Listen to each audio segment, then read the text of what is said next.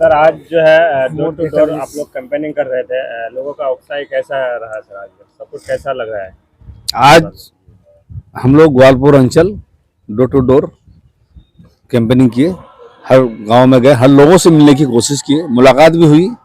आप हमारे साथ में थे, हमारे ये जो लाइव पोस्ट ये भी साथ में थे, आप लोग खुद देखे हैं लोगों का उत्साह, लोगों कैसे किस तरह से हम लोग को इनकरेज कर रहा है, हम लोग को दुआ दे रहा है, ये तो आप लोग खुद देखे हैं। हमारा राहुल गांधी जी का कल मीटिंग हम लोग किए थे,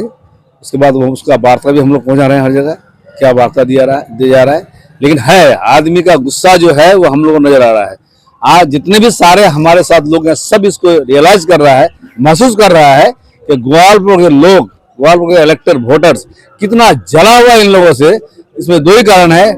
दुर्नीति, कटमनी, जुल्म, हॉस्पिटल, कॉलेज और हमारा जाके यहाँ जो लोग ये सारी चीजों की वजह से सब है। कहा गया कि कांग्रेस का लोग आशिक है, जैसे राहुल गांधी कल रायगंज में आया था, सभा किया था, यहाँ ग्वालपुर से भी काफी लोग गए थे देखने के लिए। और जैसा इस बार देखा जाए तो राहुल की सरकार बनने जा रहा है भारत में, और पूरा जो है कांग्रेस का लोग ज्यादा सपोर्ट में नजर आ रहा है, क्या कहेंगे उसके बारे में? देखिए, राहुल गांधी जब से भारत जोड़ो यात्रा किया है, राहुल गांधी के कैरेक्टर में चार चांद लग गया है, और कांग्रेस वहीं से भारत वर्ष में नप रहा है। हुकूमत बनेगी, राहुल गांधी ने क्या बोला कि मोदी जी मेरे आंख से आंख नहीं मिला पा रहे हैं। जब मैं उनकी तरफ देखता तो नीचे देख लेता, तो क्या हुआ है कि मोदी जी स्टिन मामला लेके इतना शर्मिंदा है, और राहुल गांधी इतना डट के बोल रहा है पार्लियामेंट में कि मोदी जी उसका मुंह सूखे तो देख नहीं पाता है। हुकूमत बनेगी हम लोग। बंगाल में भी हम लोग कोशिश कर रहे हैं, लेकिन बंगाल में एक बात है कि हम लोग यहाँ डिसाइडिंग फैक्टर बनेंगे। मैजिक फिगर ना टीएमसी पाएगा, ना बीजेपी पाएगा, ना कोई, हम लोग डिसाइडिंग फैक्टर होंगे। यही जो कांग्रेस इसके साथ जो भी जीतेगा, ये दोनों के नाक में बंसी लगा के इससे मतलब 5 साल खींचेगा, और मोदी और दीदी का यही से उसको सबक मिलेगा। बीजेपी के इशारे पर टीएमसी काम करता है, और भारी मतलब उसके ऊपर बहुत आरोप लगाया टीएमसी और बीजेपी के ऊपर। देखिए, बीजेपी सामने से मारता है, टीएमसी पीछे से मारता है सबको।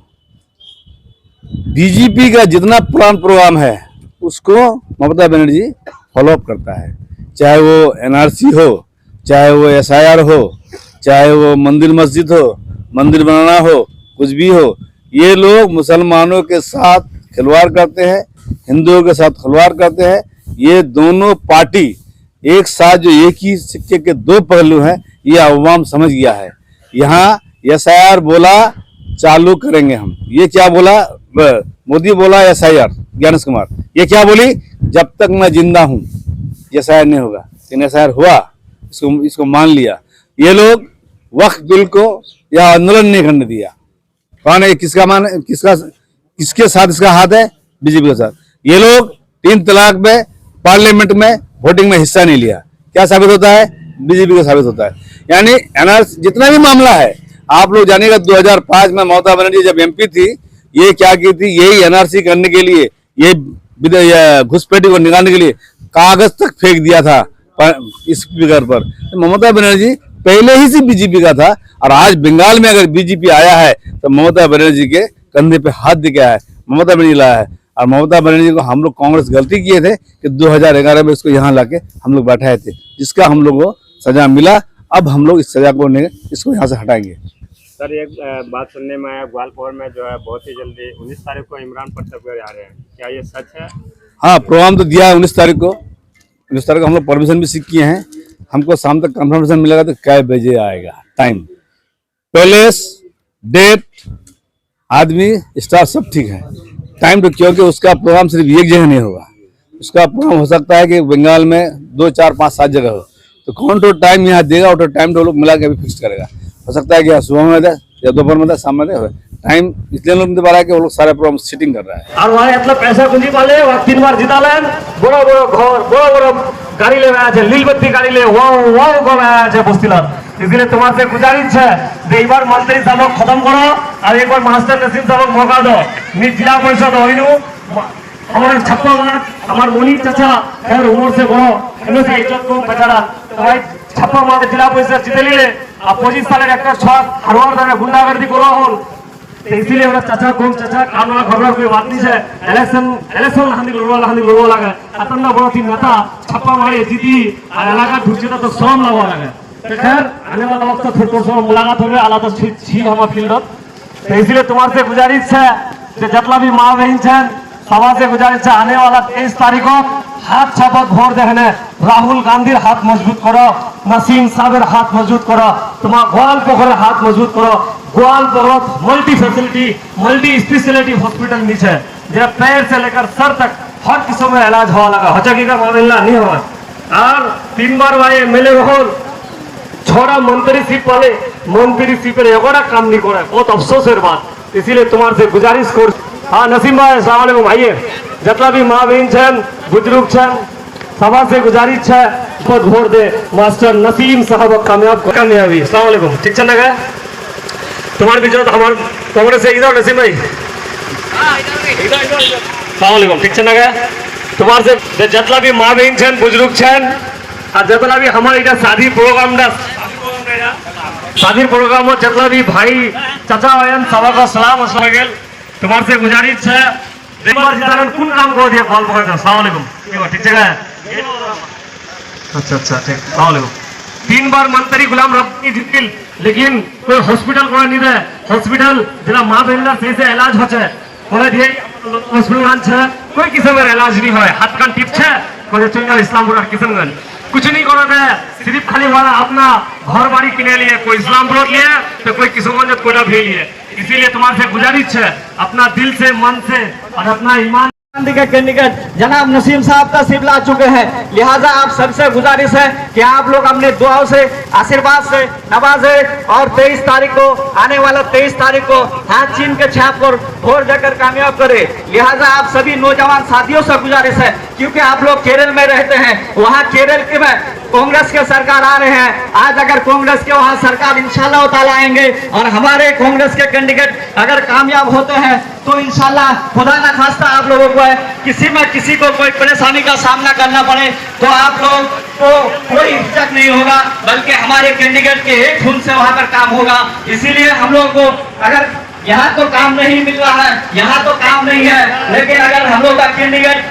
हम लोगों का बच्चा वहां पर खुदा ना खास्ता कोई परेशानी में होता है तो इतना तो सहन होगा इतना तो आसानी होगा क्योंकि वो लोग तो यहाँ पर काम ही नहीं कर पा रहे हैं तो लिहाजा आपसे गुजारिश है हमारे माँ और बहनों से गुजारिश है कि आप लोग हमारे जनाब हरदिल अजीज नसीम साहब को कांग्रेस के संबल पर वोट देकर कामयाब करें आप सभी से गुजारिश है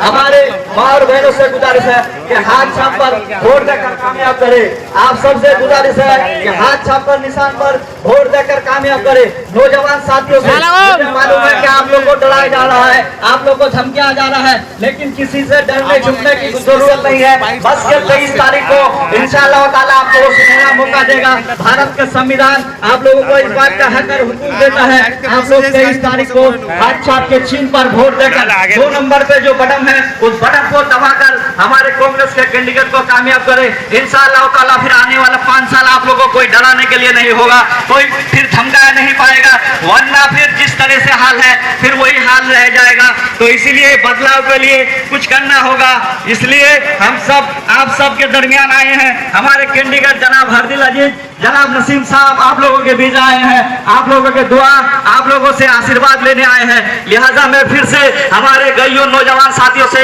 गुजारिश करूंगा कि आप लोग कांग्रेस को वोट देकर कांग्रेस के कैंडिडेट को कामयाब करें शायर कहता है कि राह में खतरा है मगर ठहरता कौन है राह में खतरा है मगर ठहरता कौन है मौत कल आए या आ जाए डरता कौन है तेरे लश्कर के खिलाफ ग्वाल पोखर के नौजवान जाग चुके हैं फैसला अब 4 मई को होगा हारता कौन है इसलिए आप इसे इस चीज को अंदाजा ना लगाए कि ये जीत रहा है वो हार रहा है लड़ाई बहुत कठिन है अगर आज लड़ाई कठिन नहीं होता आज अगर मंत्री साहब को मालूम है कि मंत्री साहब हार रहा है इसीलिए आज आप लोगों के गांव में 3 मरतबा आने का जरूरत पड़ता है गली गली घूमता है वरना कल को आपको पूछने के लिए नहीं था इसीलिए आपको मैं कह रहा हूँ बड़ी जिम्मेदारी के साथ कि जुल्म के खिलाफ वोट करें इस बार 5 साल में 17 मर्डर हुआ हमारे ग्वालपोखर में उस माँ बहनों के इंसाफ के लिए आप लोग वोट करें उन माँ और बहनों के इंसाफ के लिए वोट करें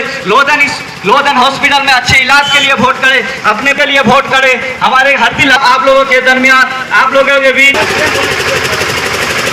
नसीम हसन तुम्हारे सामने से वोट मांगवा तो हाथ चापत वोट दे है ना इस जुलूमेर खिलाफ तुम्हारे जाना पसंद दे मन मानी अपना नाम तो कभी वोट नहीं पाले ममतार फोटो देखा है ना ममतार नाम ले है ना वोट मांगছে तो तुम्हारे याद रखो अबे दे ममता एखान जगह कैंडिडेट नीचे एखान जगह छे गुलाम रब्बानी क्योंकि हमार बलगत आज धंधली एकदम धंधली होते तो जाने एखान बीओ ऑफिस जाने कागज এখানে জমিনের কাগজ अगर लोन टुकड़ा सही हो जाए तो एखान जो 10 से 15,000 लग गए इरा लड़ाई वजह से हमारा कांग्रेस पार्टी राहुल गांधी हमार एखान जगह मास्टर नसीम हसन नामे एक कैंडिडेट है हाथ गोटा बाबुन भाई माँ बहन से नौजवान साथी से गुजारिश करा जाए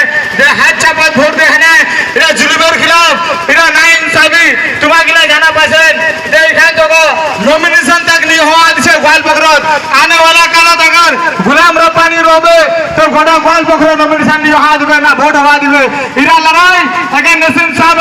चुनाव निशान हाथ चापत वोट देने मास्टर नसीम साहब कामयाबी करो मास्टर नसीम साहब कामयाबी राहुल गांधी कामयाबी और राहुल गांधी कामयाबी हले हमार गोटा जता भी नाचार जता भी हम मजदूर लोग छी सवारा कामयाबी छे ना तुम्हारे देखा बाटे तो टीएमसी हुकूमत एकदम जुलुम करছে एकदम अत्याचार करছে दे आने वाला अगर पंचायत इलेक्शन नॉमिनेशन नहीं करवा दिबे एखान जो वार्ड इलेक्शन नहीं हुआ दिबे इधर तने गुजारिश करा जाए तो तुम्हारे गोटा मां बहन से गुजारिश करा जाए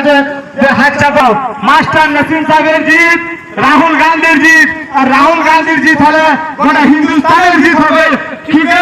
अगर कोई सेंट्रल हुकूमत सामने आए हैं आपके पास एक मौका मांगने के लिए आप हमें नसीम हसन साहब को एक मौका दीजिए ताकि हम